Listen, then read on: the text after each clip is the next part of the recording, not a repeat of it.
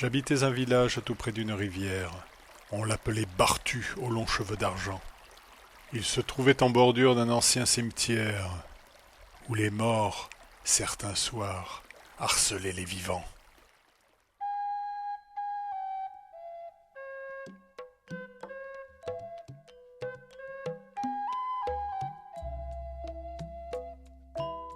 Par une nuit sans lune, une tribu sauvage, venant des forêts vierges du Kalimantan, avait accosté là.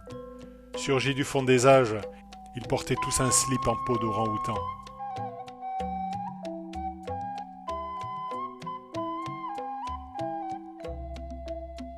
Nous n'eûmes ni le cœur, ni l'envie de lutter, laissant tous ces papous insidieusement ériger leurs idoles et tout le Bataclan.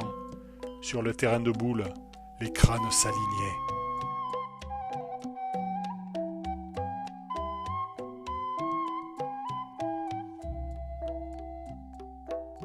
Les hommes disparaissaient mystérieusement. Parfois, en jardinant, on retrouvait des membres. Le facteur dans un pré fut empaillé vivant, et la fille du plombier dévorée dans sa chambre.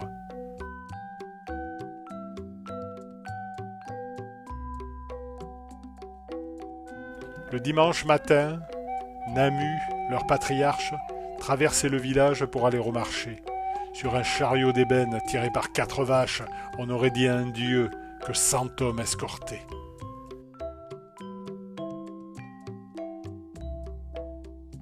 Outre le don de prévoir le temps qu'il ferait, ou celui de transformer les couilles en sac à main,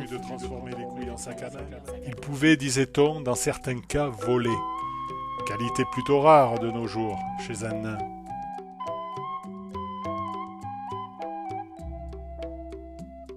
Il se hissait alors tout en haut du clocher, puis dans un long silence, il écartait les bras.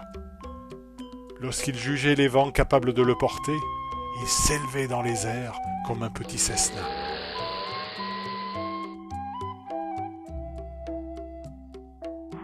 Un jour qu'il opérait un survol de routine, Namu péta si fort qu'il fut mis en orbite. Il fut le premier homme, bien avant Gagarine, dans l'espace. Bel exploit pour un abo presbyte.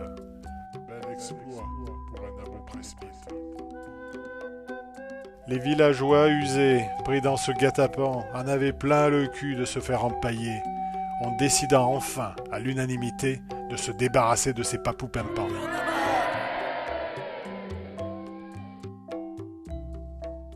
Dans la vie, je suis pédicure pharaonique à temps partiel. Un métier, je l'accorde en déclin. Pourtant, je fus choisi par voie démocratique.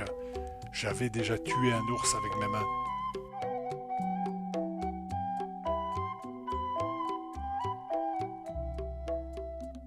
Un soir de pleine lune, j'ai vu la mort en face.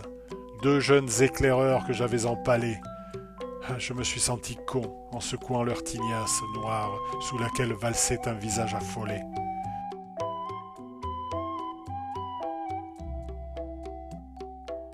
Un briquet à la main, j'ai rampé dans la grange où ils accomplissaient leurs rituels infâmes.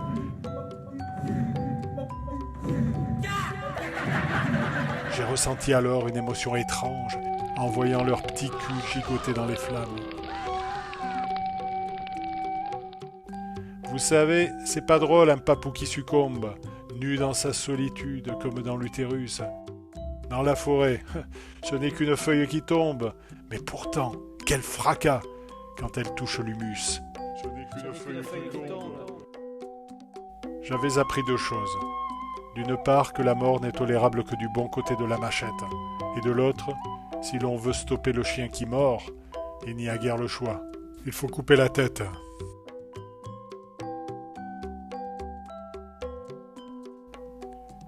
J'ai suivi le vieil homme, une clé à molette géante sous le bras, déguisé en lapin. Quand je me suis élancé pour lui broyer la tête, d'un claquement de langue, il m'a tordu la main.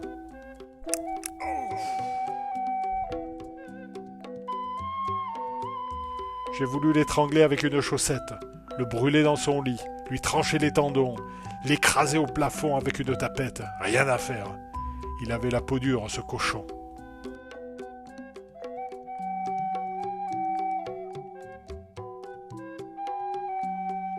C'est alors que la solution m'est apparue, radicale.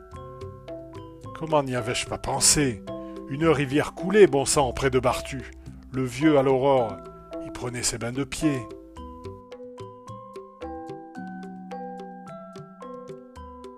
Mon arc en bandoulière, j'atteignis la ravine. Sur la rive ombragée, il pissait, détendu. Pendant qu'il secouait tout fier son aubergine, j'ai décoché 2 flèches, l'une au cœur, l'autre au cul.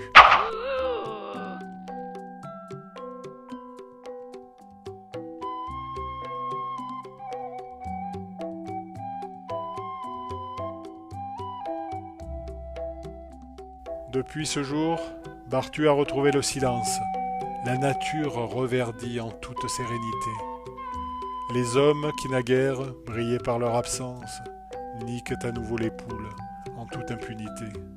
Depuis ce jour, Bartu a retrouvé le silence. Les poules en toute impunité.